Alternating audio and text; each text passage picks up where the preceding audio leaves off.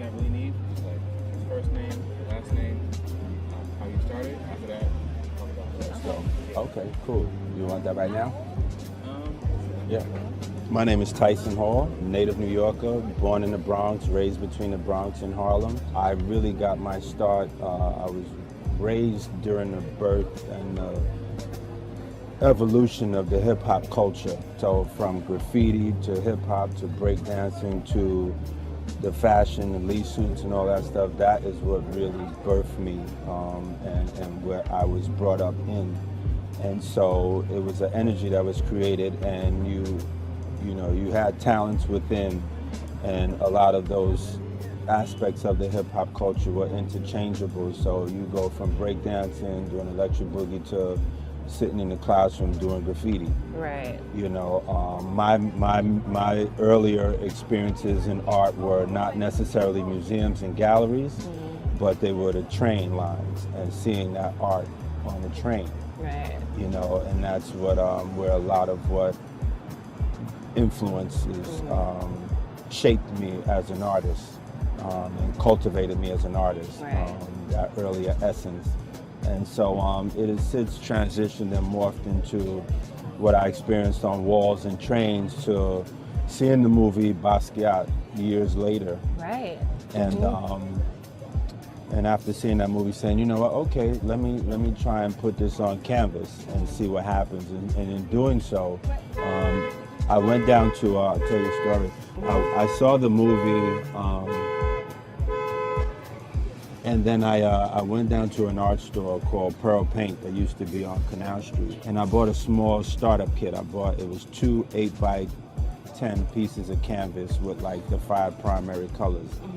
I went home, I painted on that canvas, and I felt good about what I did. I liked it. I was like, wow, it was very therapeutic.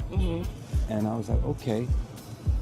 And then about maybe a week or so later, I went and bought me a 16x24 piece of canvas, a little bit bigger, and thought about what I wanted to do. And what I was able to do is take an aerosol can and create a piece of art with acrylic paint.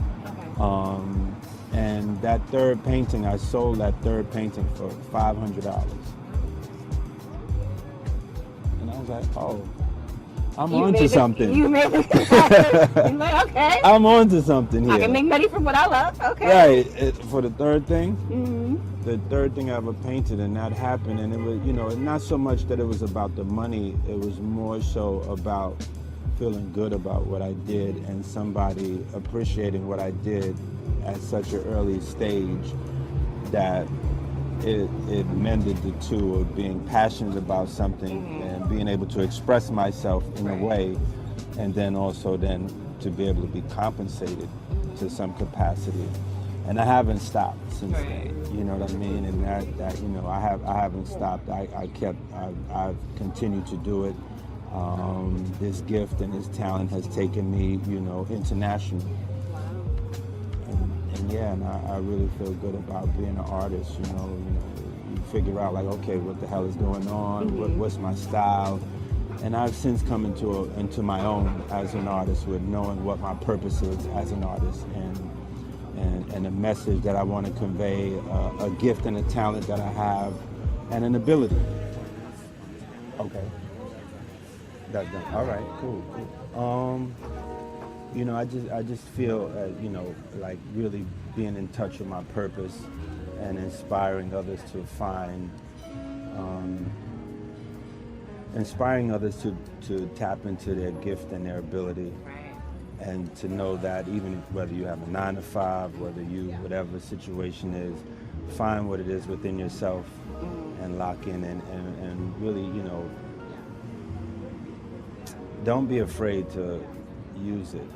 Right.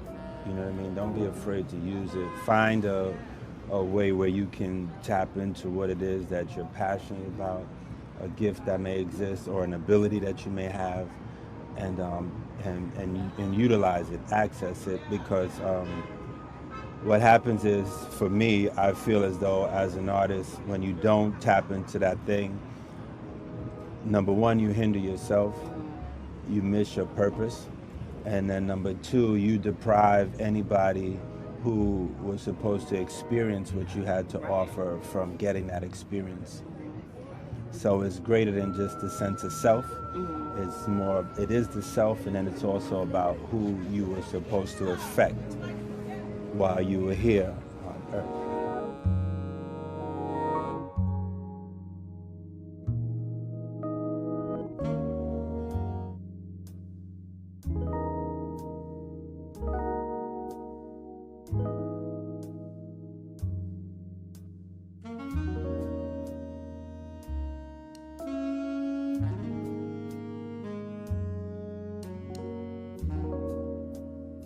I think it's necessary. That thing that you would do for free, that you're gifted in, and you have an ability, like, you know, some people could go in the kitchen and turn nothing into something. You know, that's a talent. That's a gift. You know, you can put some materials in front of some people, and they can create quilts or sew or you know, or cut up some old clothes and remix them and turn them into something. Whatever that thing is that you have a talent and you can do for free, that's a gift. You know, that comes easy to you, that's a gift. And I feel it's necessary to tap into that to whatever capacity. It's very different cooking for family and friends than it is for cooking for a restaurant. Right. You know what I'm saying? Every day where you got to prepare this meal, understanding and knowing that. But if there's something in you that just comes easily and effortlessly, I feel it's important to tap into that and not be hindered. Like I told you earlier, if you have a mindset and understand a perspective that is not just for you, it's not just for money, but there's somebody else that needs to experience it and benefit from it. If you move within that mindset, then it becomes a bigger picture and a greater purpose that you're serving. Right.